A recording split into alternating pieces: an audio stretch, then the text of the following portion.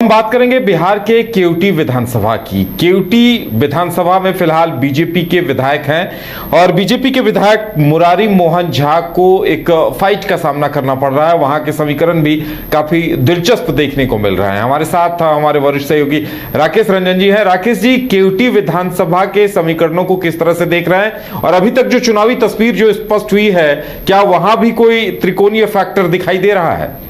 देखिए, केवटी विधानसभा क्षेत्र जो है वो मधुबनी लोकसभा क्षेत्र के अंतर्गत एक विधानसभा की सीट है और दरभंगा जिले में पड़ता है। यहाँ पर मुस्लिम वोटर्स की संख्या बहुत अच्छी है, या इनफैक्ट 30.9% जो है वो मुस्लिम वोटर्स हैं, मतलब कि 31% के आसपास, और फिर यादव वोटर्स भी हैं जो वो 12 से 13% हैं। तो इन दोनों को आप जोड़ दीजिए तो लगभग 43-44% वोट हो जाता है। तो जब आप ये समीकरण देखते हैं तो आपको लगता है कि ये समीकरण तो पूरी तरह से आरजेडी को सपोर्ट करते हुए दिखते हैं जी। लेकिन जब परिणाम को आप देखिएगा तो यहां पर आपको ये दिखेगा कि ये बीजेपी का गढ़ बन चुका है। यहां पर आप देखते हैं कि जो पिछले चुनाव यहां से देखें तो 2020 में बीजेपी, 2015 में आरजेडी, फिर 2010 में बीजेपी और फिर 2005 फरवरी अक्टूबर दोनों में बीजेपी। तो यहां पर अगर आप देखें तो जो यहां पर 1, 2, 3 और 2, 5 चुनाव आप लेते हैं उसमें से 4 बार बीजेपी को जीत मिली है आखिरी 5 चुनाव में। तो ये ऐसा क्यों होता है? ये एक बात है क्योंकि एक तरफ का समीकरण जो है वो बहुत स्ट्रांग है, 43-44% के आसपास है। और आप देखिए 2020 में अब्दुल बारी सिद्दीकी जैसे कद्दावर नेता अलीनगर छोड़कर केवटी आए थे, यहां भी उनको वोट यही मिले 43.6%। 2015 में फराज फातमी जब जीते थे तो 47.14%, और 2010 में भी फराज फातमी को 42% से ज्यादा वोट आए थे। तो समीकरण मजबूत है। लेकिन यहां पर बीजेपी को फिर जीत कैसे मिल रही है 2015 छोड़कर? 2005 से अगर हम 5 चुनावों को देख रहे हैं तो इसका अर्थ यह निकलता है कि यहां काउंटर पोलराइजेशन होता है, और काउंटर पोलराइजेशन में बीजेपी को यहां से जीत मिलती है। मतलब एमओवाई तो एक तरफ जाता है लेकिन बाकी जो है उसमें से बड़ा हिस्सा पूरा का पूरा बीजेपी को आ जाता है। यहां जातीय समीकरण जो है उतना काम नहीं करता है। एमवाई का रिएक्शन दिखता है। जी हां, वो दिखता है कि हां काउंटर पोलराइजेशन है ये।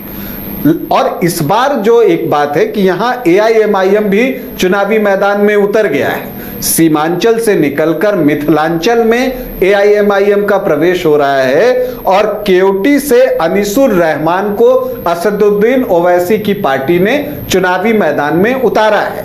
अब देखना यह है कि यहां जो मुस्लिम वोटर्स लगभग 31% के आसपास हैं उसमें एआईएमआईएम कितनी सेंधमारी कर पाता है, क्योंकि उससे परिणाम बहुत कुछ यहां पर जो है बदल सकता है, या आप कह सकते हैं कि यहां आरजेडी को नुकसान उठाना पड़ सकता है। दूसरी तरफ जन सुराज पार्टी ने यहां से बिट्टू सहनी को अपना प्रत्याशी बनाया है। यहां पर सहनी वोटर्स की संख्या अच्छी खासी है, 5-6% के आसपास जो है वो सहनी वोटर्स हैं, और इसीलिए यहां पर जन सुराज पार्टी ने बिट्टू सहनी को अपना प्रत्याशी बनाया है। तो क्या कास्ट के नाम पर ये वोट जन सुराज पार्टी की तरफ जाएंगे? अगर ये जन सुराज पार्टी की तरफ जाते हैं ये वोट, तब उसका नुकसान जो है यहां पर मुरारी मोहन झा जो बीजेपी के प्रत्याशी हैं उनको उठाना पड़ सकता है, क्योंकि जो काउंटर पोलराइजेशन होता है तो दूसरी तरफ के वोट में से जो भी चीजें कटेंगी तो उसका नुकसान बीजेपी को होगा, और जो एमवाई में से जो भी एआईएमआईएम काटेगा उसका नुकसान फराज फातमी को होगा, आरजेडी प्रत्याशी को होगा। फराज फातमी मोहम्मद अली अशरफ फातमी के बेटे हैं, बड़े नेता हैं मोहम्मद अली अशरफ फातमी। अभी जो है उन्होंने लोकसभा का भी चुनाव लड़ा था। तो अब लोकसभा में क्या हुआ है इस बार, यहां पर अशोक कुमार यादव बीजेपी के प्रत्याशी थे और मोहम्मद अली अशरफ फातमी, फराज फातमी के पिता जो हैं वो आरजेडी के प्रत्याशी थे। फिर आप देखिए क्या होता है, मोहम्मद अली अशरफ फातमी को यहां 44.02% वोट मिलता है, मतलब पूरा एमओआई इंटैक्ट उनकी तरफ जाता है। लेकिन फिर यहां से अशोक यादव जो हैं वो 10,339 वोटों की लीड ले लेते हैं। क्यों? क्योंकि फिर जो काउंटर पोलराइजेशन होता है उससे 50.19% वोट जो है अशोक कुमार यादव को मिल जाता है, 50% से ज्यादा वोट।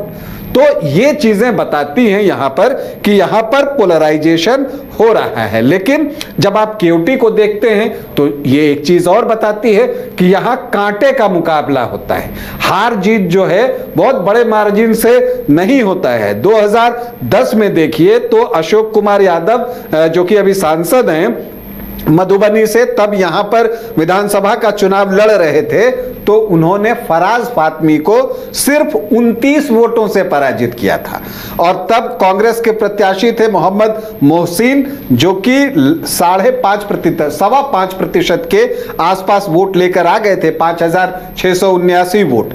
फिर 2015 में आप देखिए कि फराज फातमी जीतते हैं तो उनको 47.14% वोट आए थे, तो अशोक कुमार यादव को 41.76% वोट आए थे। ये वो साल था जब नीतीश कुमार और लालू यादव एक साथ चुनाव लड़ रहे थे।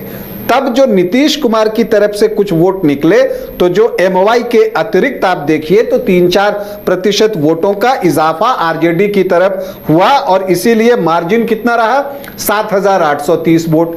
यह भी एक करीबी मुकाबला था। और 2020 में हार जीत का मार्जिन कितना है, 5,126 वोट। मुरारी मोहन झा जो यहां से जीते हैं, तो यहां मुकाबला कांटे का ही होगा। अब इसमें जो तय करना है वो करना है एआईएमआईएम और जनसुराज को कि इनका प्रदर्शन कैसा रहता है। अगर एआईएमआईएम मुस्लिम वोटों में सेंधमारी कर लेता है तो आरजेडी की परेशानी बढ़ेगी। बिट्टू सहनी अगर सहनी वोटों में सेंधमारी कर लेते हैं तो बीजेपी की परेशानी बढ़ेगी।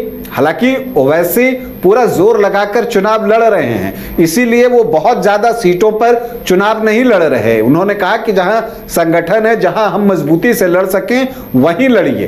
तो इसका मतलब यह है। और इस बार असदुद्दीन ओवैसी थोड़े अटैकिंग भी हैं और वो इस बात को कह रहे हैं कि हमारे 4 लेके गए थे, हम 24 लेकर आएंगे। और वो ये बातें भी कहते हैं कि आपकी कोई पार्टी है या नहीं। वो अल्पसंख्यकों से बातचीत करते हुए ये बात कहती हैं कि आपके लिए कौन। तो इस तरह की चीजों से फराज फातमी को जो है बचकर रहना होगा। हालांकि मोहम्मद अली अशरफ फातमी वेटरन लीडर हैं आरजेडी के, वो इन चीजों से मुकाबले की रणनीति जरूर बना रहे होंगे। यहां पर असदुद्दीन ओवैसी के लिए भी एक चैलेंज है। देखिए जब सीमांचल में जहां पर 60% से ज्यादा वोट है वहां तो एआईएमआईएम को वोट मिल जाते हैं, लेकिन जहां पर मुस्लिम वोटर्स 30 से 50% के बीच में हैं, जो ट्रैक रिकॉर्ड आप देखिए तो यहां एआईएमआईएम जो है वो उस तरह का प्रदर्शन अब तक नहीं कर पाया है या उनकी स्वीकार्यता वैसी नहीं रही है।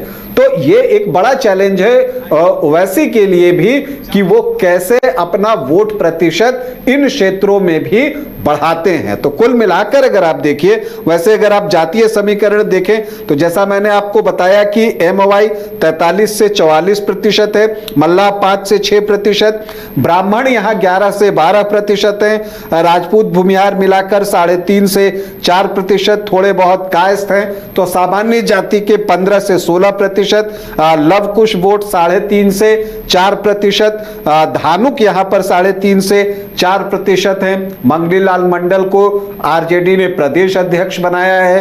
क्या वो धानुक वोटर्स को फराज फातमी की तरफ मोबिलाइज करेंगे, ये भी एक चुनौती होगी, ये देखना होगा। और इसके अलावा वैश्य भी 7.5 से 8.5% हैं। तो ये चीजें यहां पर दिखती हैं। अदर्स ओबीसी ईबीसी 10 से 11%। प्रतिशत है। तो देखिए केयूटी का परिणाम बहुत साफ साफ जो दिखता है वो ये दिखता है कि अगर ये जातीय समीकरण पर गया तो आरजेडी का पलड़ा भारी रहेगा, और अगर यहां पर पोलराइजेशन होता है तब फिर बीजेपी का पलड़ा जो है वो भारी हो सकता है। लेकिन कुल मिलाकर केयूटी में होगा तो घमासान।